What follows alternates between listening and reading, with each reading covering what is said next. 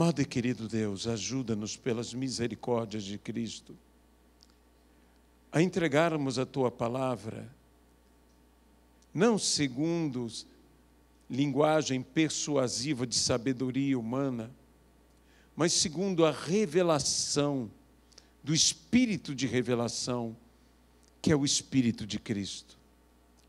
Que o Senhor possa estar falando aos nossos entendimentos, aos nossos corações, escrevendo a Tua palavra em nossos corações e imprimindo em nossa mente.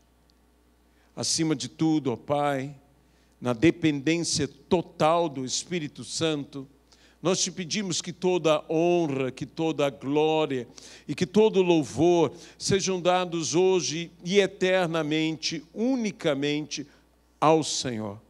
No nome de Jesus Cristo. Amém. O Evangelho segundo Mateus é o Evangelho das pregações de Jesus Cristo.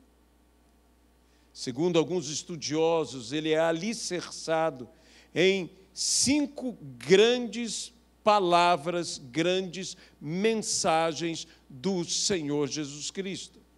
A primeira delas, e a mais importante, é justamente o Sermão da Montanha, ou o Sermão do Monte, como muitos conhecem.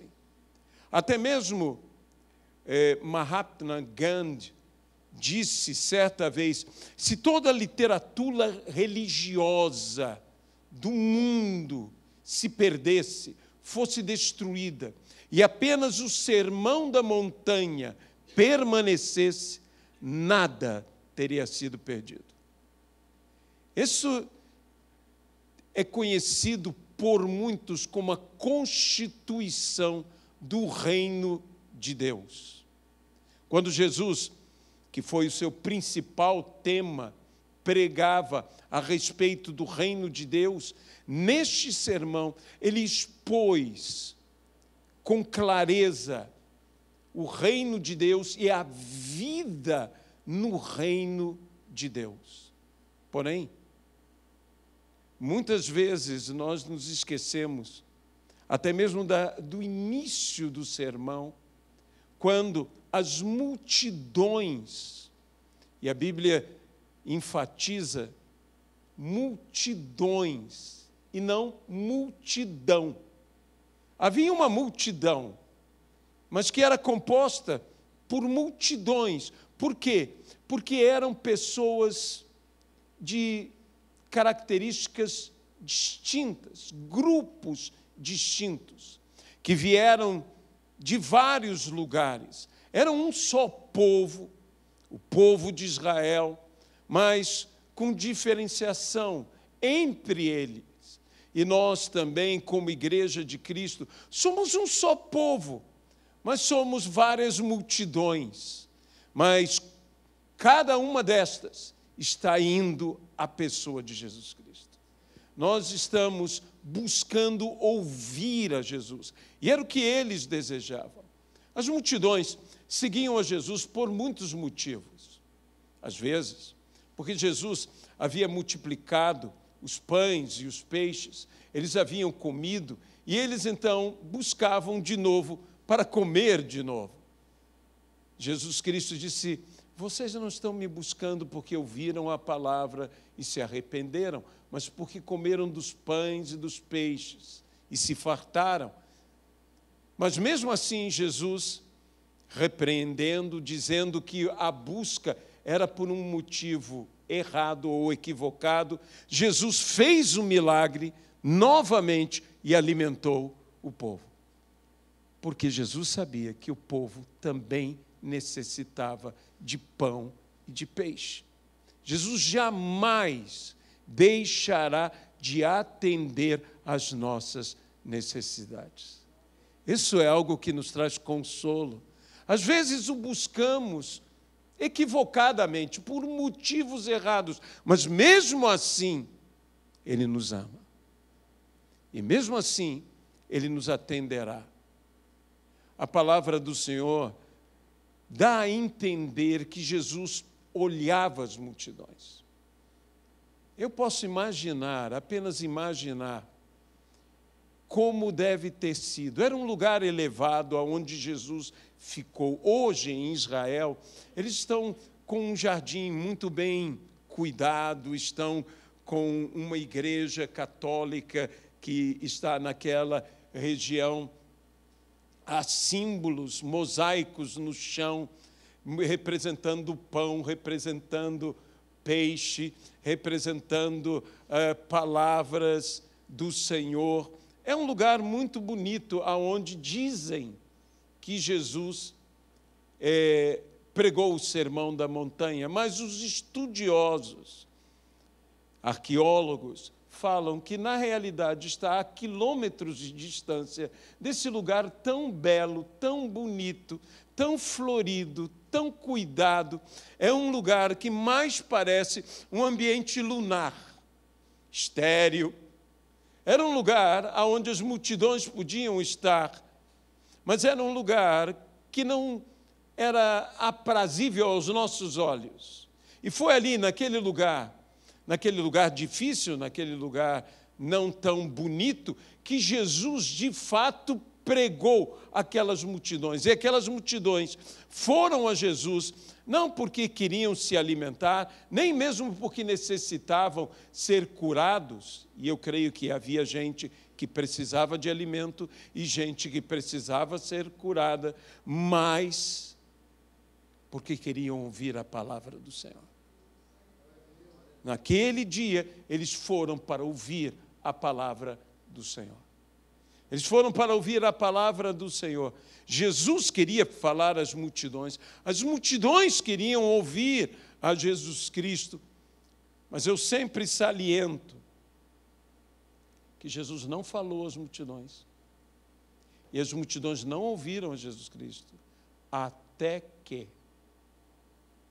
os seus discípulos se aproximaram dele. Sabe, as multidões desse mundo continuam querendo ouvir a Jesus Cristo. Elas talvez não queiram ouvir a mim, elas talvez não queiram ouvir a você, mas eu te garanto que a Jesus Cristo elas querem ouvir.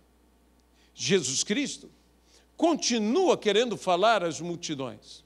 Nem sempre eu, nem sempre você queremos falar às multidões, mas Jesus Cristo continua querendo falar às multidões.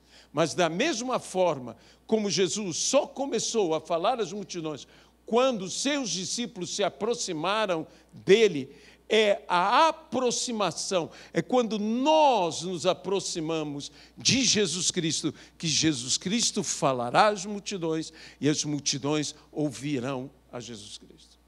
De modo que busquemos ao Senhor, que nos aproximemos do Senhor. Há tantas coisas que hoje se fala, porque hoje há modernos meios de comunicação, as redes sociais, há tudo isto que há no nosso meio, na nossa sociedade, e tantas pessoas buscam métodos, buscam estratégias, mas a principal coisa que deveríamos estar buscando e nos empenhando é buscar ao Senhor Jesus, é nos aproximarmos dele. A Bíblia diz, achegai-vos a Deus, aproximai-vos de Deus, e Ele se chegará a vós outros, e Ele se aproximará de vós outros. Nós temos que nos aproximar do Senhor, e diz, convertei-vos. E nós sabemos que quando o povo que se chama pelo nome do Senhor se arrepende, se humilha, se converte dos seus maus caminhos e ora, a Bíblia diz que Deus não apenas atende a nossa oração, mas que Deus sara a nossa terra. Então vamos nos aproximar do Senhor. E a Bíblia diz, e Ele passou a ensiná-los. Vendo Jesus as multidões, versículo de número 1, subiu ao monte, e como se assentasse, veja, aproximaram-se os seus discípulos. E ele passou a ensiná-los, dizendo, bem-aventurados os humildes, os humildes de espírito, porque deles é o reino dos céus. E aqui começa a famosa lista das bem-aventuranças. Bem-aventurados. A primeira palavra que aquelas pessoas escutaram de Jesus, bem-aventurados. A palavra grega Macários. Que Macários, como dizia o doutor Russell Shedd, que já está na glória, esse grande teólogo, esse profundo conhecedor de grego, significava e significa felizes daqueles que. E num livro memorável do Dr. Russell Shedd, ele escreveu sobre a felicidade segundo Deus. A felicidade segundo Deus. Quem são aqueles que são felizes?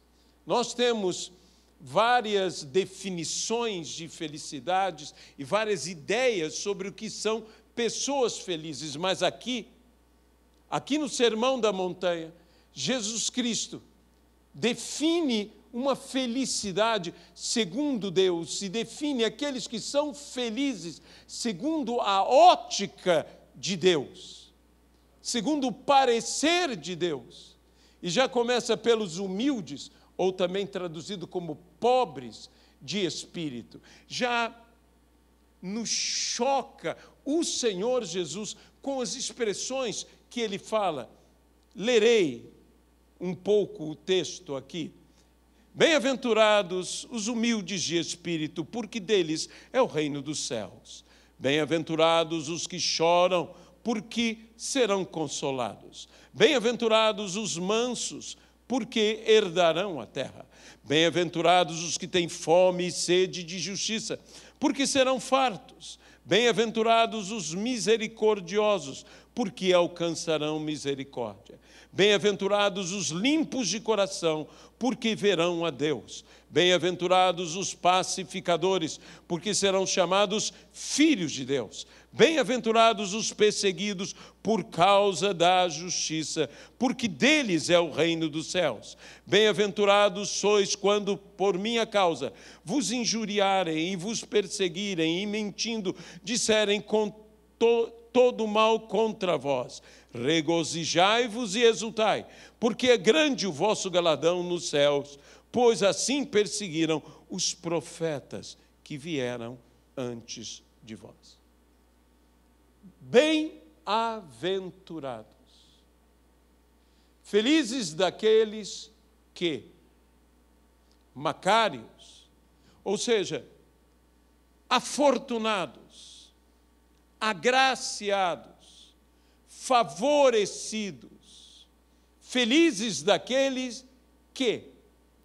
Nós não podemos imaginar que quando somos perseguidos, somos afortunados. Nós não podemos imaginar que quando choramos, somos favorecidos. Nós não podemos imaginar que quando temos fome e sede, ainda que seja de justiça, somos, de qualquer maneira, agraciados. Mas, de fato, o que o Senhor está dizendo, que nós não podemos nos esquecer, é que nós somos bem-aventurados.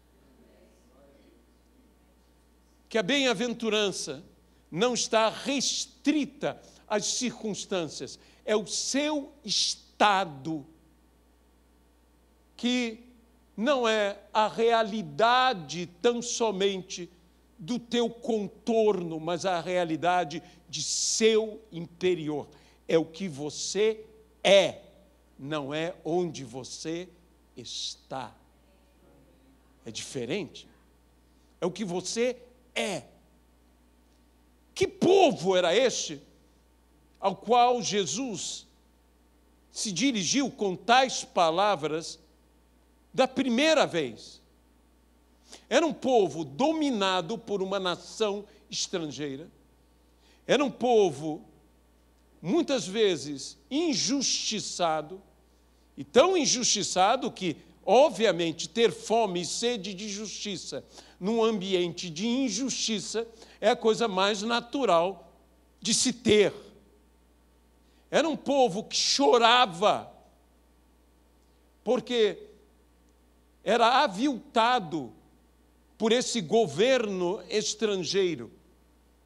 Casas eram invadidas, crianças ou jovens eram tomados para serem escravos, para, às vezes, os rapazes serem levados às galeras e estarem debaixo de uma escravidão que só poderiam sair pela morte, remando até a morte. As meninas ou moças eram levadas para os bordéis romanos, e coisas como esta eram motivo de tristeza e mais tristeza. Era tão difícil, era tão grande a tensão, a crise econômica, a crise social, a crise moral destas pessoas, que muitos deles fugiram das cidades para os desertos. Você não se espanta de ver multidões com Jesus nos desertos? Porque as pessoas estavam escondidas em cavernas, havia comunidades inteiras escondidas em cavernas. Não apenas os essênios, que são famosos por estarem ali se afastando, se consagrando, era um grupo, um segmento do judaísmo que ali, perto do Mar Morto, nas famosas cavernas de Qumran, tinham os manuscritos que eles mesmos produziram e guardaram naquelas cavernas, que depois foi descoberto uma quantidade impressionante de manuscritos, em particular o do profeta Isaías, que foi comparado com diferença de séculos e mais séculos e mais séculos, comparado o manuscrito de Isaías, o mais antigo, então, encontrado até então nas cavernas do Mar Morto, com o que havia. E não se encontrou uma diferença entre eles. Transcritos à mão. Algo impressionante, que só isto já demonstra um verdadeiro milagre. Mas as pessoas viviam um tempo difícil, um tempo angustiante para eles mesmos. Era difícil economicamente, era difícil socialmente, era difícil culturalmente. Sua cultura era invadida por uma outra cultura, por uma cultura estrangeira. Era difícil para eles em todos os sentidos, era difícil politicamente. Mas no meio de tudo isto, de todas essas dificuldades, Jesus diz a eles algo que ele está dizendo a nós pelas Escrituras e que nós não podemos nos esquecer. Você é um bem-aventurado. Você é um bem-aventurado. O mundo pode te dizer outras coisas, as pessoas podem te falar outras coisas, até tua família pode dizer outras coisas, mas o Senhor está te dizendo: bem-aventurado. Bem-aventurado. Você é bem-aventurado.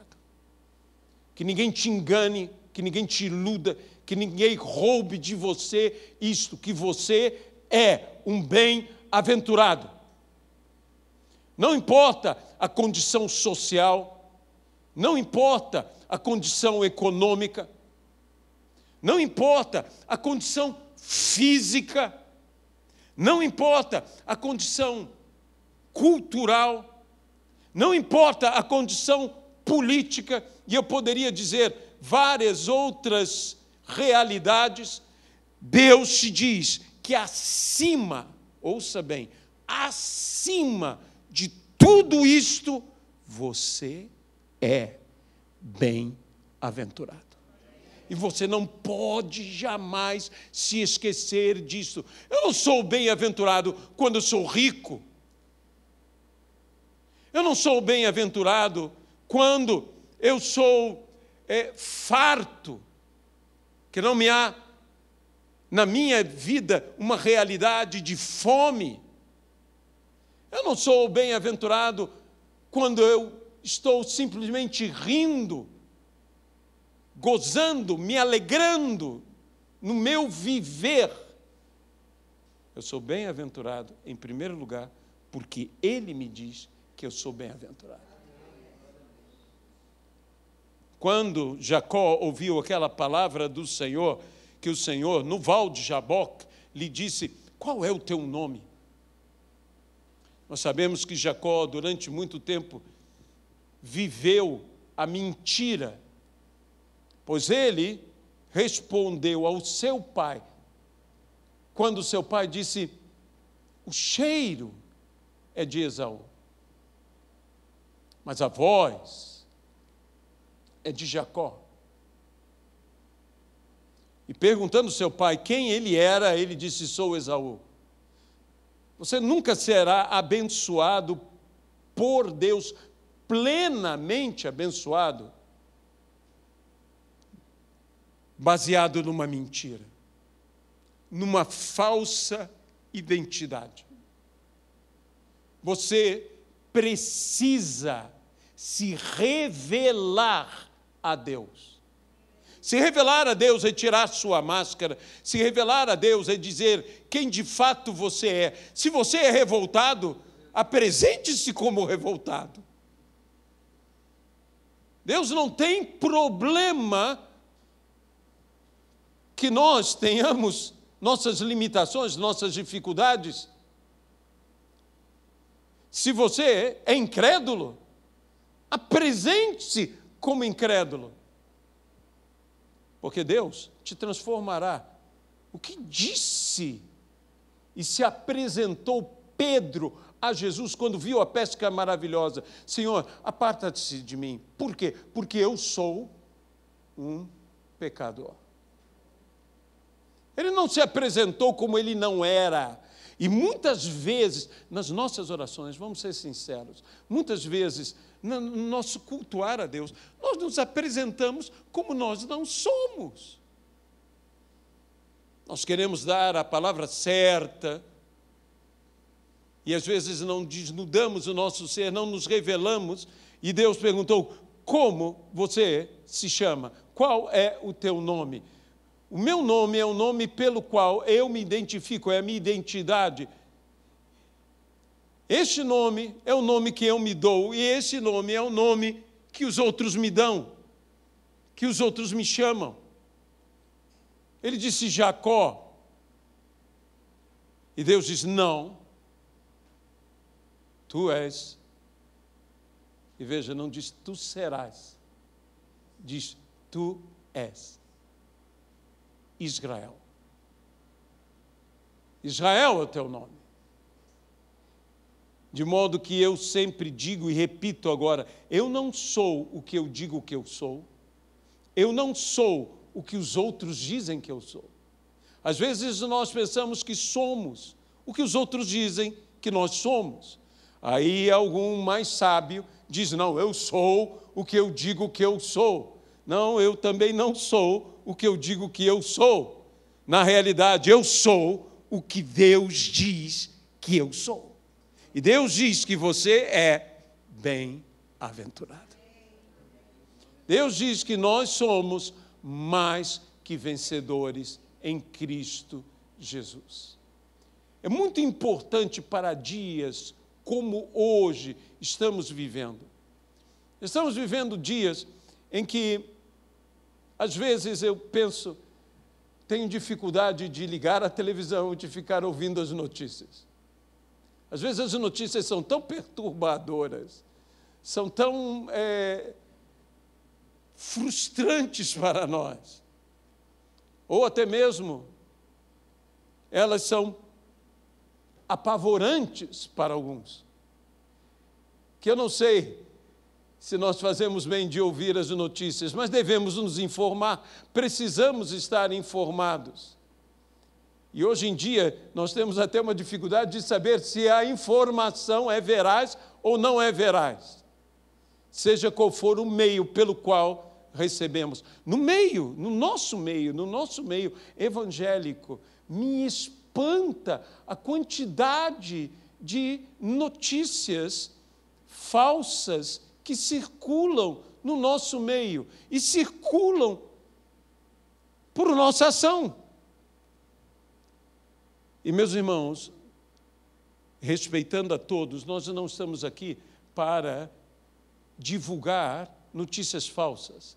Nós estamos aqui para divulgar boas novas, que são verdadeiras.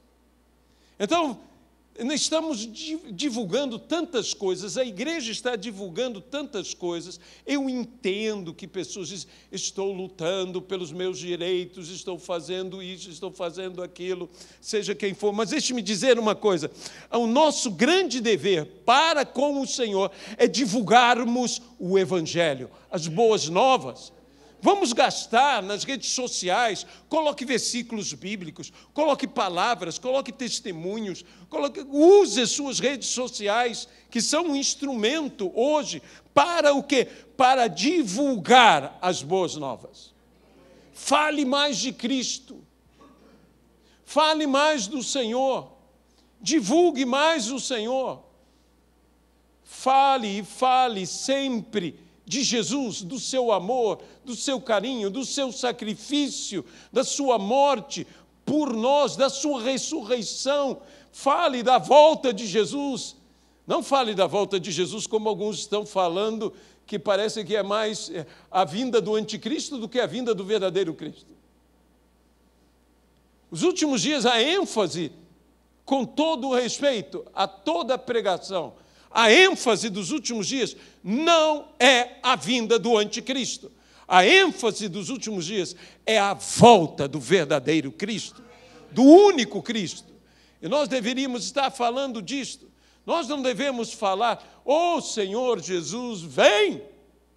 A Bíblia diz que Jesus voltará e a igreja que ama o Senhor dirá, ora vem, Senhor Jesus. Eu gosto do que a missionária Edmeia Williams fala, que ela diz, nós não vamos falar isso para, Senhor, volta para nos livrar desse sufoco. Não, é volta porque nós chamamos.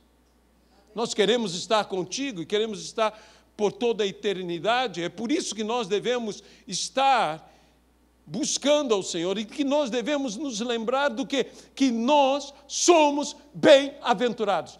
Não importa a circunstância, não importa a situação, não importa a humilhação, você é um bem-aventurado. Você não deixará de ser bem-aventurado. Em um leito, em um hospital, você continua sendo um bem-aventurado.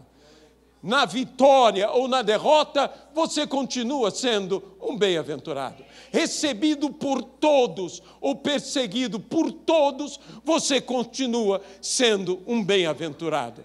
Paulo disse, de tudo tenho eu experiência, tanto sei viver na abundância quanto na escassez, tanto sei ser exaltado como sei ser humilhado. E Paulo começa a falar muito mais de situações difíceis do que de situações agradáveis.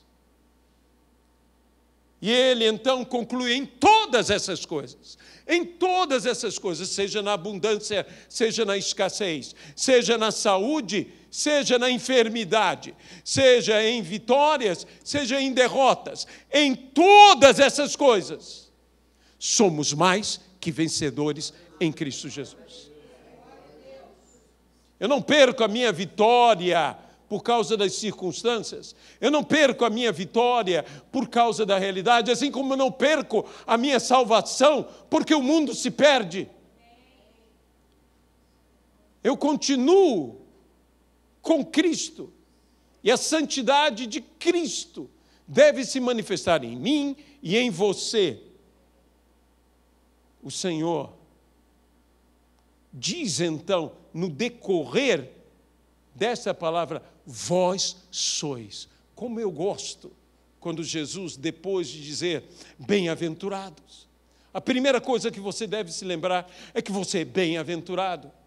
Você nunca pode se esquecer que você é um Macários, que você é participante do reino de Deus. O reino de Deus é chegado sobre nós.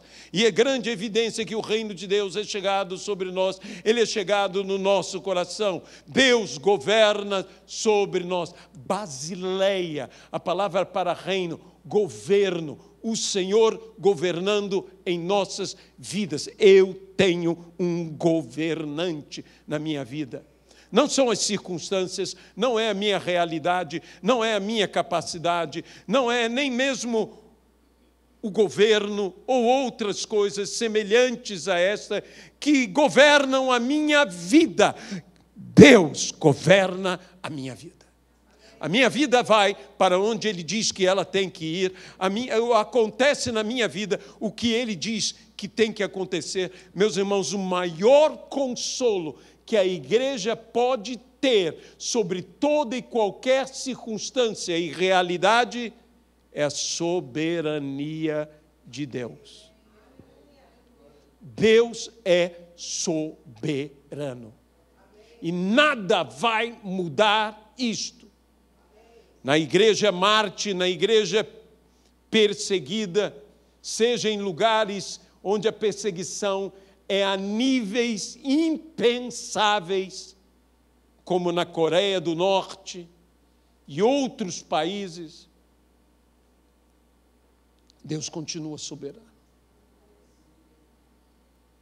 E a nossa vida continua debaixo do governo e da autoridade do Senhor Deus Todo-Poderoso. Jesus começa a dizer, vós sois. E ele usa uma ilustração, vós sois o sal. Deixe-me dizer uma coisa sobre o sal. Sal salga. Eu espero que você saiba disso. Que sal salga. Que sal dá sabor. A ênfase que Cristo dá aqui é no sabor. Sal faz muitas coisas. Sal conserva, sal era pagamento, da onde vem a palavra salário. Sal faz muitas coisas, mas a ênfase principal que Jesus deu no texto é que sal dá sabor. E se não dá sabor, para nada mais presta, senão para ser lançado fora, ser pisado pelos homens. E isso acontece porque sal que não dá sabor nunca foi sal. Essa que é a verdade. Porque sal sempre dá sabor. Mas no dar sabor, há algo que sempre me chama a atenção. Você não vê o sal. Você sente o sal. Você não precisa ser visto para ser sentido. E eu vou dizer algo agora. Nós não precisamos ser muitos para influenciar. Basta ter sabor. Basta ter sabor. Israel nunca foi, como eu leio alguns artigos ou ouço algumas mensagens, a nação mais poderosa da terra. Nunca foi. Houve outras potências. Israel foi, em seus dias, quando fiel a Deus, a nação mais abençoada da terra. E a Bíblia diz, em ti serão benditas todas as famílias da terra. Nós não precisamos ser a maioria. Há um afã de sermos a maioria. Eu gostaria que fôssemos. Ou você não gostaria que fosse? Mas mesmo não sendo a maioria, nós somos sal. Eu não sou o mais poderoso, eu não sou o mais capaz, eu não sou o mais rico, mas eu sou sal. Não é a riqueza, não é a força, não é a intelectualidade, É a sua natureza de filho de Deus que te faz ser sal, e em ti serem benditas todas as famílias da terra. Deus, quando disse a Abraão que o abençoaria, Deus não disse a Abraão uma proposta diferente do que anda em minha presença e ser perfeito. Anda em minha presença e ser perfeito. Na tua mão direita eu darei longevidade, na tua mão esquerda riqueza sem fim. Deus o abençoou. Abraão andou. Há algo sobre a bênção, que a bênção de Deus tem uma característica que nos faz pensar numa passividade, ou seja, eu sou abençoado, eu sou agraciado, eu espero ser abençoado, eu espero ser agraciado. Mas quando você lê essa palavra, que é a palavra Macarios, que é a palavra feliz daquele que é a palavra bem-aventurado, quando você lê em hebraico, ela significa, segundo alguns hebraístas, em marcha aquele que. Porque na cultura linguística hebraica, e que é a cultura do Velho Testamento, e por que não dizer também no Novo Testamento, porque aqueles que escreveram a palavra do Senhor, embora o Novo Testamento tenha sido escrito em grego, seus autores, em maioria, quase que absoluta, com exceção de Lucas, eram todos judeus. Todos pensavam na língua hebraica. Era sua língua máter. Todos pensavam assim. E ali se diria em marcha, porque a bênção na cultura judaica não é uma espera passiva, mas uma atitude, uma ação.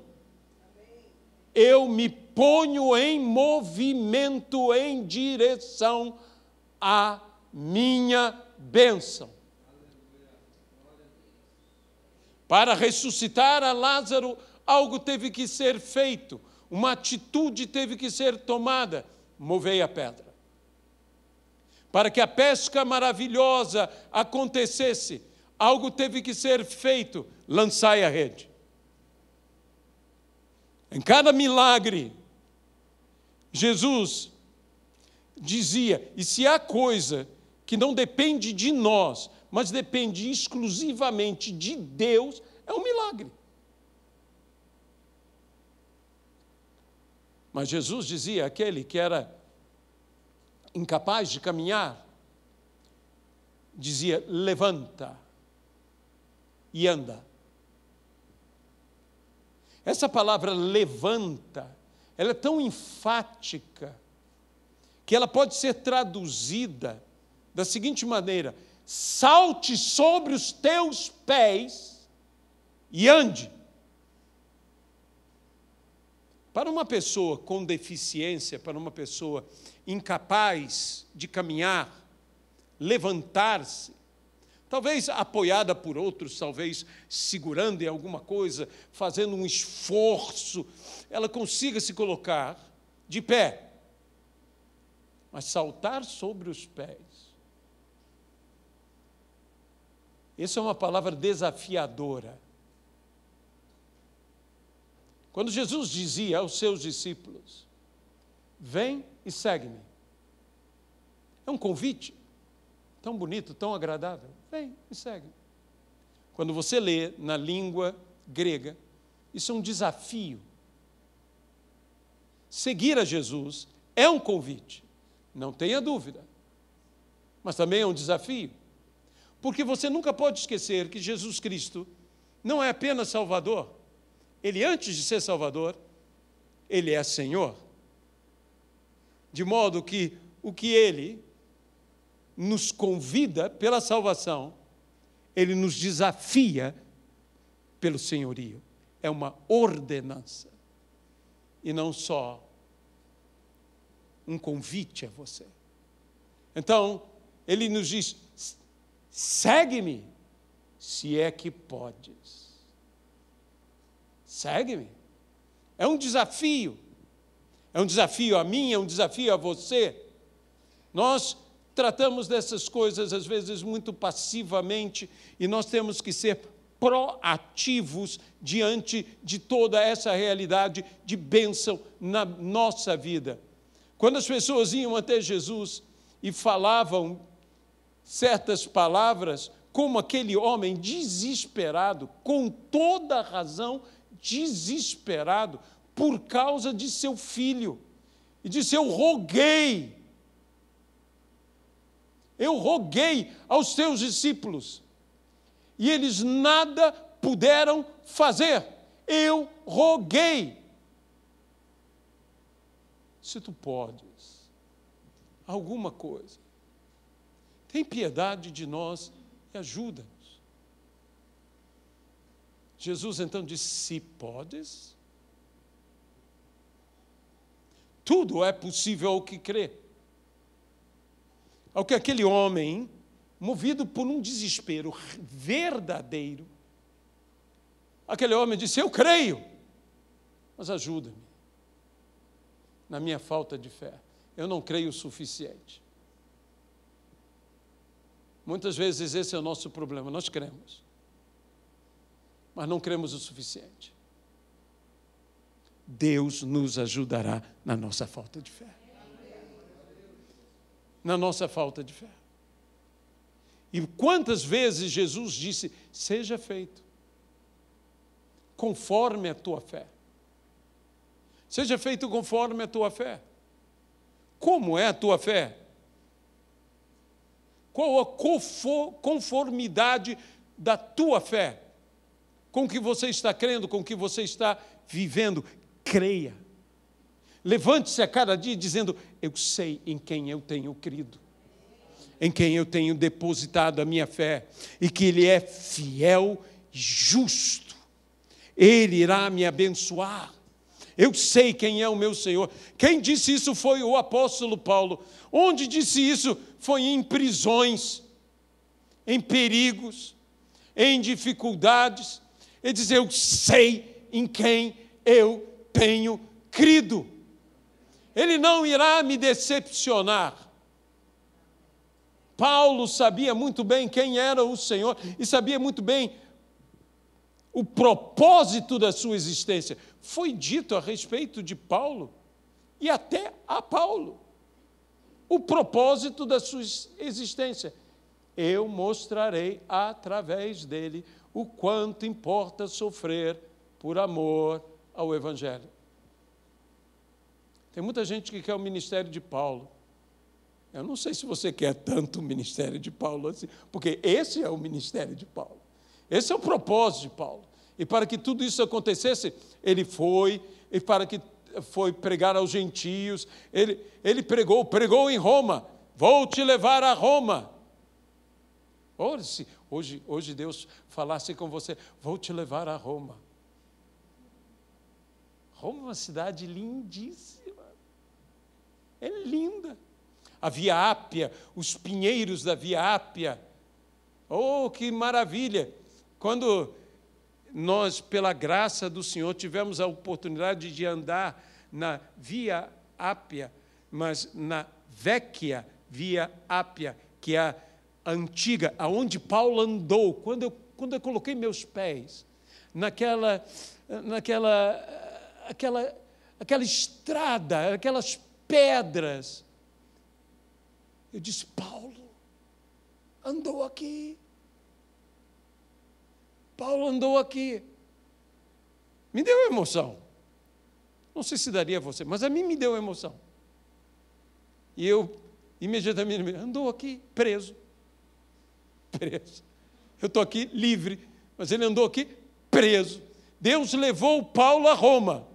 Levou, mas não foi nem de primeira classe, nem de executiva, nem de classe econômica. Foi de classe desclassificada, porque levou preso.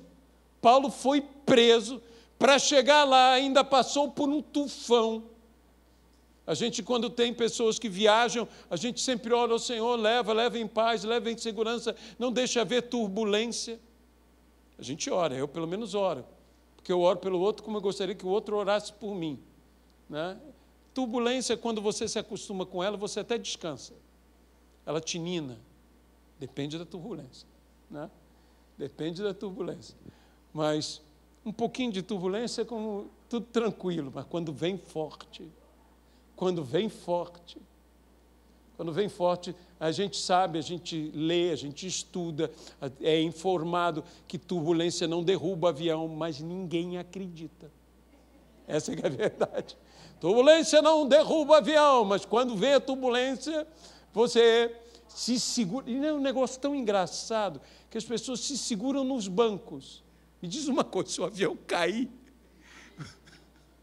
o que adianta? Mas é o nosso ato, é a nossa ação. Nós temos que nos segurar em algo e fazer alguma coisa ali e tudo mais. E olha, meus irmãos, essa turbulência em avião grande, ele sacode um pouco, mas eu faço votos que você nunca passe pelo que eu passei, turbulência em avião pequeno. Porque no avião grande ele treme, no avião pequeno ele é jogado para lá e para cá. E tudo mais. Você sabe, eu cheguei a passar meus pés no banco da frente. Eu não sei, se eu pudesse, dava volta com a perna, né? Se eu fosse o homem elástico, dava volta ali com a perna, para poder, porque ia e tinha um senhor na minha frente, lendo o jornal. Que inveja que eu tive daquele homem. Ele continuou lendo o jornal ia, voltava, de vez em quando fechava, mas ele insistia. Eu perguntei a ele, ele disse, não, já estou tão acostumado, sempre quando a gente passa aqui, é assim. Eu falei, tudo bem, vamos lá, Senhor, eu tenho que ter moral aqui, afinal de contas eu sou salvo. Me dá moral aqui, eu tenho que estar mais calmo que ele. Confiando em Cristo. Mas não passivamente. Meu avô sempre dizia uma frase que marcou a minha vida: quem ora por chuva, sai de guarda-chuva. E você tem que aprender a ser coerente, com todo respeito, com as tuas petições de fé, com a sua oração. Seja coerente. Nós somos sal e somos, como Jesus diz, vós sois a luz. E uma coisa sobre luz que devemos nos lembrar é que luz não brilha para ser vista. Luz brilha para que os outros vejam. Assim brilha a vossa luz diante dos homens, para que eles vejam. Não para que nós sejamos vistos. A nossa sociedade, a cultura da nossa sociedade, é uma cultura que transmitiu às pessoas a necessidade de serem vistas, uma necessidade de visibilidade, até mesmo de uma forma prejudicial. Como hoje as pessoas revelam toda a sua vida, revelam toda a sua realidade, é foto aqui, é foto ali, e mostram aqui, e mostram ali, e que nós queremos ser vistos, e dentro da igreja, nós queremos ser vistos. Eu ouvi uma mensagem sobre você ser visto, você ser conhecido, e eu volto a dizer, você não precisa ver o sal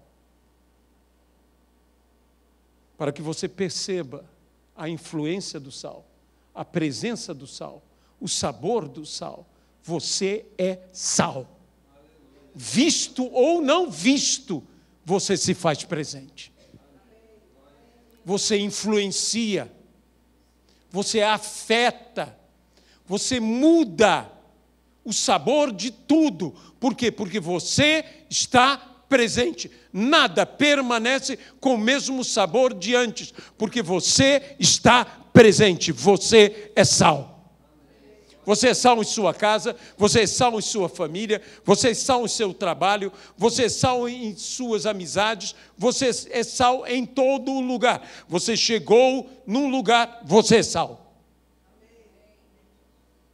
Se tu uma bênção, você é bênção em todo lugar, você chegou num lugar, se a bênção chegou, o lugar está abençoado. Se você está num lugar, esse lugar está transformado pelo fato de você estar lá. Você é luz. Aonde você chegar, a luz chegou. E se as pessoas antes não viam, elas vão ver. Por quê? Porque você vai brilhar. Você não vai precisar convencer, você não vai precisar discutir, você não vai precisar brigar. Você principalmente tem que fazer uma coisa: brilhe. Brilhe.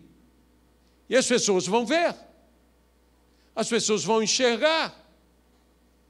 Brilhe, brilhe no lugar certo. E como eu sempre digo, não é a lâmpada que se põe. Tem muita gente hoje querendo se pôr, dizendo, não, tem que me colocar aqui, para que eu brilhe.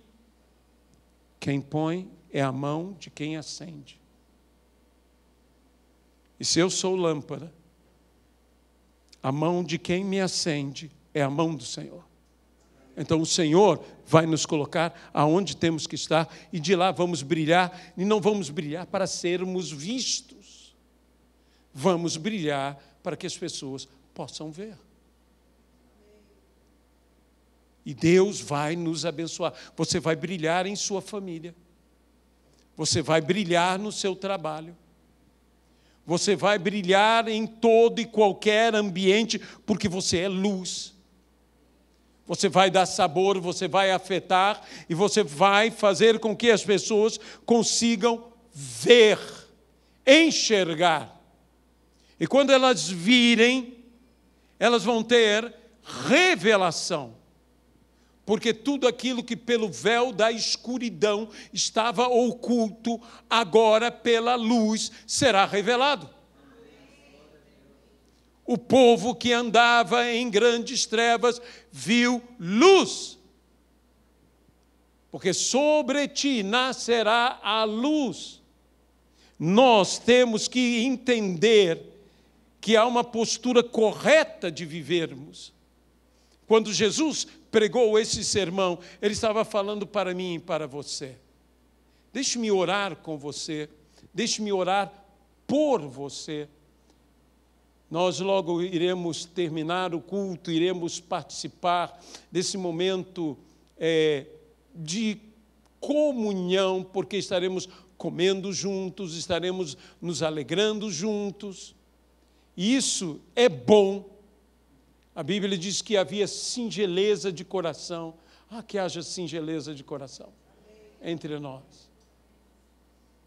E que cada um não considerava as coisas exclusivamente suas. Note muito bem, eles sabiam que as coisas eram deles, mas que não eram exclusivamente deles. Que havia essa forma de viver e que o povo contava com a simpatia. Meus irmãos, nos últimos anos, a igreja não tem cultivado a simpatia. Nós precisamos cultivar a simpatia. Eu quero voltar a ser simpático. Quem está falando isso para você é uma pessoa fechada. Eu sou fechado, é a minha natureza. Eu sou recatado. Eu não sou como minha esposa chega chegando. Eu chego partindo. É diferente. Tem gente que chega chegando, eu chego partindo. Eu já chego dizendo tchau. Então, nós temos que cultivar a simpatia. E aí o que acontecerá? Dia após dia, o Senhor irá acrescentando o número dos que vão sendo salvos. Eu creio que nós vamos viver o maior avivamento que esse mundo já viu. Que haverá pessoas que hoje aqui têm outros afazeres e logo se tornarão, inclusive, pastores. Estou dizendo isso pela fé. Por quê? Porque haverá multidões se convertendo ao Senhor. E essas multidões terão que ser pastoreadas. Cresceremos não para termos mais recursos, cresceremos não para termos mais fama ou mais poder. Cresceremos porque vidas estão sendo salvas, libertas e transformadas. Vamos orar ao Senhor. Vamos nos lembrar que nós somos felizes. Ainda que a vida esteja te dizendo, como que você vai dizer que é feliz? Seu casamento está destruído. Como você vai dizer que é feliz? Você está de luto, perdeu seus amados. Como você vai dizer que você está feliz? Você está de cama, você está enfermo. Como você vai dizer que é feliz? Você está quebrado, endividado. Como você vai dizer que é feliz? Eu sou feliz, porque aquele que criou os céus e a terra e tudo que neles há, pela sua palavra, disse que eu sou feliz. Eu não sou feliz porque a vida me diz que eu sou feliz, ou porque a vida me proporciona coisas que me digam que eu sou feliz. Eu sou feliz porque Cristo diz que eu sou feliz. Eu sou um bem-aventurado. Creia você ou não creia. Goste você ou não goste. Com todo respeito a todas as pessoas. Nós somos bem-aventurados. No nome de Jesus Cristo. Senhor nosso Deus, é óbvio que eu desejo que as dívidas sejam pagas,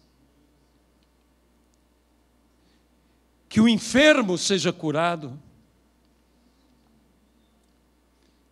que famílias sejam restauradas, refeitas, reconciliadas. E creio que isso é a tua vontade. Mas que nada nos roube a nossa fé, que possamos dizer ao final da nossa jornada, como disse o apóstolo Paulo, eu combati o bom combate, eu completei a carreira e eu guardei a fé. Eu não perdi a minha fé, porque no meio do combate, no meio da carreira, é tão fácil perder a fé. Senhor, no nome de Jesus Cristo, restaura-nos agora fé. A fé que vem pelo ouvir e ouvir a palavra de Deus, venha sobre a nossa vida e dá-nos fé. Fé esta que vence o mundo, porque esta é a vitória que vence o mundo, a nossa fé. Nós oramos no nome de Jesus Cristo e queremos abençoar a todos aqueles que porventura, Senhor, agora aqui estão e que nos assistem pela live, no nome de Jesus Cristo, receba do Senhor. Seja abençoado em Deus. Saiba que você é sal. Saiba que você é luz.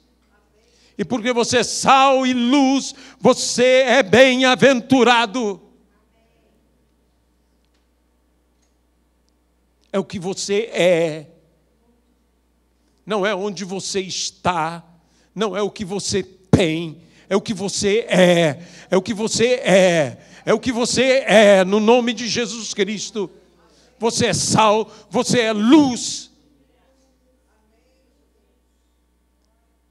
Você é feliz, é bem-aventurado, é agraciado, abençoado, favorecido de Deus. As coisas hão de mudar, as coisas hão de serem transformadas. Mas ainda que eu ande pelo vale da sombra e da morte, não temerei mal algum. Porque tu estás comigo. No nome de Jesus Cristo. E se porventura alguém que nos assiste diz: eu queria tanto isto, eu queria essa fé, eu queria esse sentimento, como eu posso ter isto? Isso não é um autoconvencimento humano. Fé é um dom de Deus. E que Ele dá a todos aqueles que são seus filhos. Pois a todos quanto receberam, deu-lhes o poder de serem filhos de Deus, a saber, os que creem no seu nome. Essa fé vem com o fato de receber a Jesus. Quando você o recebe, você tem essa fé. No nome de Jesus Cristo, se alguém quer receber ao Senhor como seu Senhor e seu Salvador, receba agora. E esta fé tomará conta da sua vida. Nós abençoamos essas vidas. No nome do Pai, do Filho e do Espírito Santo de Deus. Amém e amém. Amém?